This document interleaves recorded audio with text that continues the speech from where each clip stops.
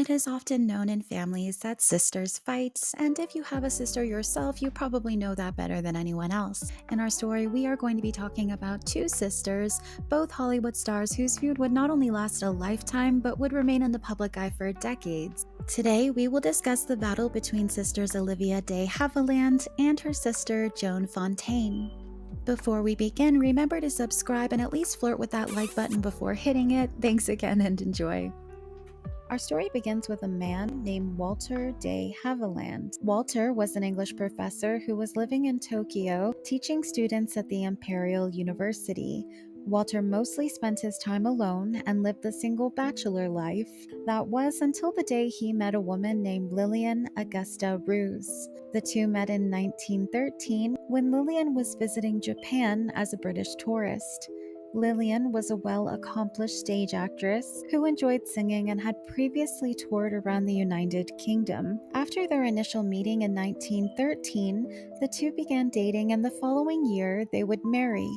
The newlyweds decided to stay and remain permanently in Japan, purchasing a home in Tokyo. The couple was very well off and had a very large home, equipped with multiple housekeepers who took care of their every need. 3 years later, on July 1st of 1916, they gave birth to their first child, a little girl named Olivia. Then, only 1 year later, on October 22nd of 1917, the couple gave birth to another little girl who was given the name Joan. That made their two daughters 15 months apart, meaning they would grow up very close in age. From the moment that Joan was born, Olivia was not so crazy about the idea of having a little sister. This meant that she would have to share her belongings, but most importantly, her mother's affection. Sibling rivalry is a common issue between children. However, jealousy and sibling rivalry would be at the forefront of Olivia and Joan's relationship. The girls would soon follow in their mother's footsteps, and both would begin dancing and singing, which only added more fuel to the girls' competitive nature between each other. By the time the girls were toddlers, it was evident that their parents' relationship was shaky and was quickly unraveling. This was because their father Walter could not seem to stay faithful to their mother Lillian. On numerous occasions, he was often caught using geisha services, which led to the couple arguing regularly, causing explosive fights. Despite Walter's deceit, Lillian still wanted to try and make her marriage work.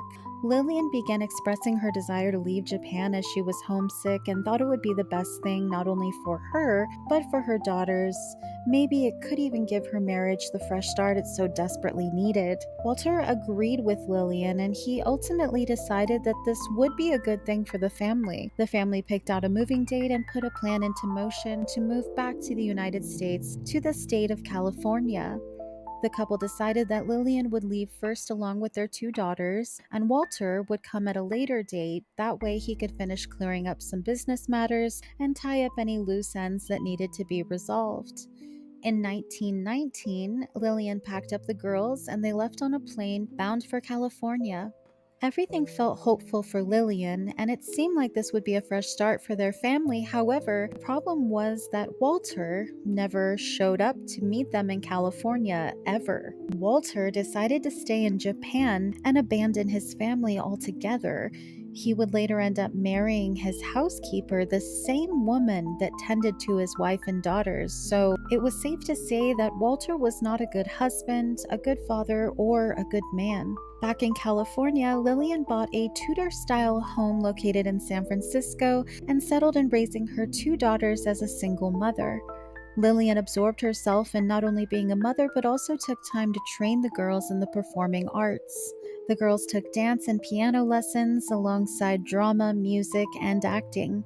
The young girls continued with their sibling rivalry, and little sister Joan would often become quite jealous of her older sister Olivia because she believed Olivia was the family favorite. As young girls, the two would do little things just to annoy and pester one another. For instance, Olivia would tell her sister scary stories to freak her out, and Joan would get her back by repeating and mimicking her every word. As the girls got older into their preteens, their rivalry continued on. They were constantly arguing, bickering, and sometimes even worse.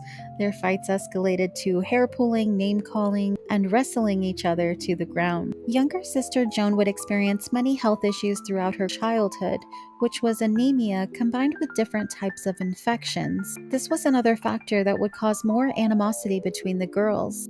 Joan also told of an incident where Olivia was trying to pull her into a swimming pool, and during the struggle, she accidentally broke Joan's collarbone. So, yeah, not so typical for children, but I don't know, some might argue that.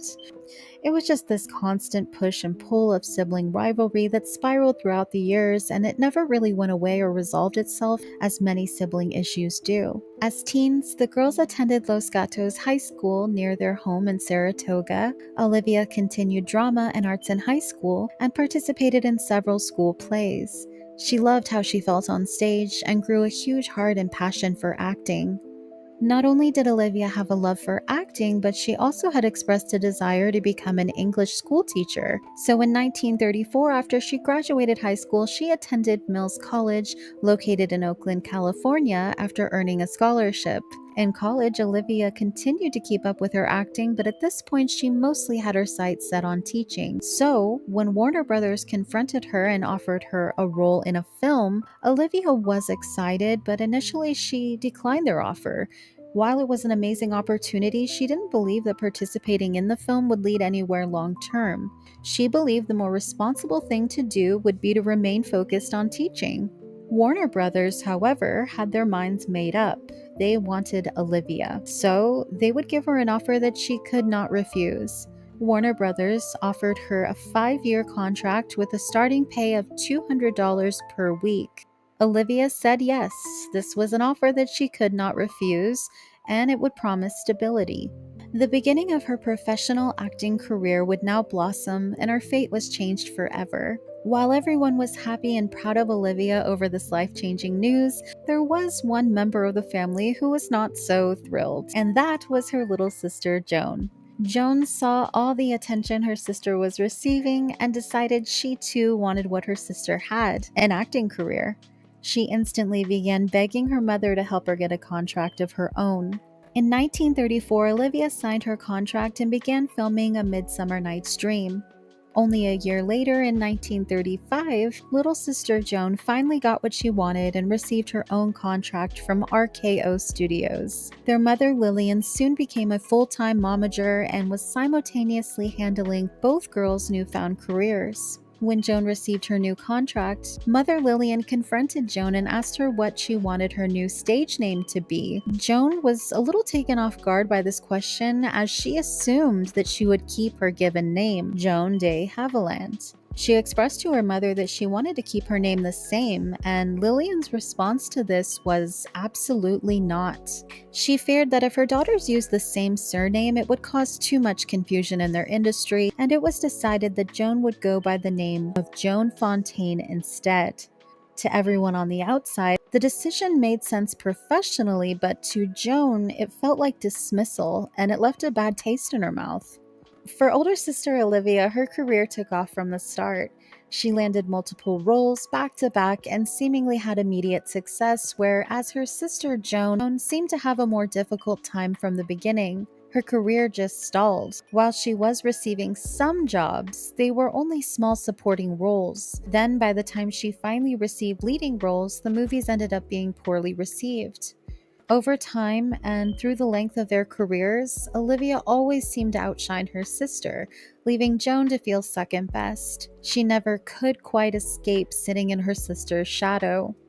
Olivia de Havilland would appear in a total of 49 feature films throughout her career, including the classic film Gone with the Wind, where she played the beloved Melanie Hamilton alongside Vivien Leigh. This role would change her career and push her into superstardom. Some of her other notable films were The Strawberry Blonde, To Each Its Own, My Cousin Rachel, The Heiress, The Adventures of Robin Hood, and Hush Hush Sweet Charlotte. Joan Fontaine had a total of 45 films throughout the span of her career. Some of her most notable films were Rebecca, Beyond a Reasonable Doubt, September Affair, and The Emperor's Waltz. The sisters' ongoing rivalry throughout their adulthood was one that was very much a part of the media, and everyone followed the sisterly feud throughout the decades. The worst of their drama would take place in 1942 at the Academy Awards when both sisters became nominated for the same category, which was a first in history. The category was for Best Female Actress, and both sisters would be in attendance for the ceremony. On that night, the two sisters would go head to head for the award, and the tension in the air was thick. With nerves high, the audience waited in anticipation for the winner to be announced. When the envelope opened, dead silence hushed over the auditorium. After all the years Joan had spent sitting in her sister's shadow and playing second best, Joan would finally know what it felt like to sit at the top. Joan Fontaine's name was announced as the winner, meaning she would take home the Oscar that night. Everyone's glare went straight to Olivia. They waited, their eyes glued to her, thinking Olivia would give them some kind of juicy eye roll or throw her fists up in a rage, but instead, Olivia gleefully took her sister's hand and shouted, "We've got it." It was clear that she was happy for her sister and wanted to celebrate her accomplishment. Olivia would go on to receive plenty of other Oscars, and handing this night over to her sister was something that she gave willfully. It seemed like a sweet night where two sisters put their differences aside and everything was good until it wasn't. Later into the night, Olivia and Joan would cross paths. Olivia confronted Joan and attempted to congratulate her sister for her win, but to her surprise, Joan went completely cold. She didn't say thank you or embrace in a hug. She just met Olivia with a cold stare and slighted her, brushing her off in front of everyone. This left Olivia feeling embarrassed, and she understandably felt hurt by her sister's actions. She would have thought, even though the two had their issues, that her sister would put them aside on a special night like this, but Olivia, she was very wrong. In fact, it was said that the two did not speak for the next 5 years following this event. Over the years, this would become a common theme. The sisters would become estranged and go for long periods without any direct communication. In the mid 1970s, the girls would receive some heartbreaking news when they learned that their mother Lillian had been diagnosed with breast cancer. Soon after, she would sadly pass away. This tragedy that hit so close to home should have brought the girls together, but instead, it would only drive a bigger wedge between the two. The problem began when Joan was absent for her mother's funeral. Olivia criticized her for not showing up and accused Joan of selfishly choosing to work instead. Joan would give her side of the story and stated that the reason that she did not attend was because no one informed her of the service. Olivia would again argue back that she had tried contacting her sister by sending a telegram. Joan again said she never received it. Joan also stated that she told Olivia verbally she would not be in attendance, which actually contradicts what she said previously about not knowing about the funeral at all. The conflict of the funeral marked a time when the sisters would officially stop speaking. There was no longer any random chats on the phone. All communication ceased from there on. This also created a rift between extended family. Word had spread that Joan's daughter actually kept a secret relationship with her Aunt Olivia, and Joan somehow found out that the two were in contact. She was enraged, to say the least. She felt betrayed and she was furious. Sadly, she was so upset about this that her and her daughter would never reconcile. Over 40 years of silence would pass without the two sisters ever speaking, and they would sadly never come together to resolve their issues. On December 15th of 2013, Joan Fontaine died at the age of 96 years old. Although no one could say who won the feud in the end, what could be said was that Olivia did get the final word. After her sister's death, Olivia would publicly make a statement. Olivia still addressed her sister by her longtime nickname that was used to poke fun at her, which was Dragon Lady. Olivia said, quote, "Dragon Lady yet denied there was a feud per se. A feud implies continuing hostile conduct between two parties. I cannot think of a single instance wherein I initiated hostile behavior, but I can think of many occasions where my reaction to deliberately inconsiderate behavior was defensive. Dragon Lady, as I eventually decided to call her, was a brilliant, multi talented person, but with an astigmatism in her perception of people and events which caused her to react in an unfair and even injurious way. End quote. So you could see very clearly that even after Joan's death, there was still animosity that lingered, which is unfortunate. It appears that in Olivia's perception, her sister always very much despised her, and Joan never had an interest in improving their relationship. During Olivia's retirement, she remained active in the public eye. She continued to appear in interviews, television shows, and even award ceremonies, but she spoke rarely of her and her sister Joan's relationship. If it was brought up, she would often diminish the seriousness of it all and conclude that their feud was over embellished by the media, even though it was clear as day that the two sisters were not in a good place.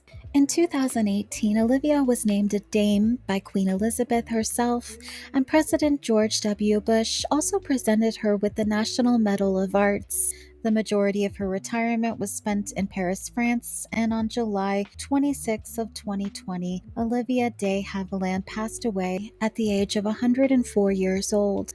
This made her still to this day the oldest living survivor of Hollywood's golden age. Both sisters will be remembered not just for their feud but also for their contribution to the film industry, and both would earn a star on the Hollywood Walk of Fame. The sisters will also be left as a sad reminder of the importance of never leaving issues unresolved with those that you love, for one day it could be too late. That is going to be it for today's video. Thank you for watching, and do not forget to like and subscribe. Until next time, ciao.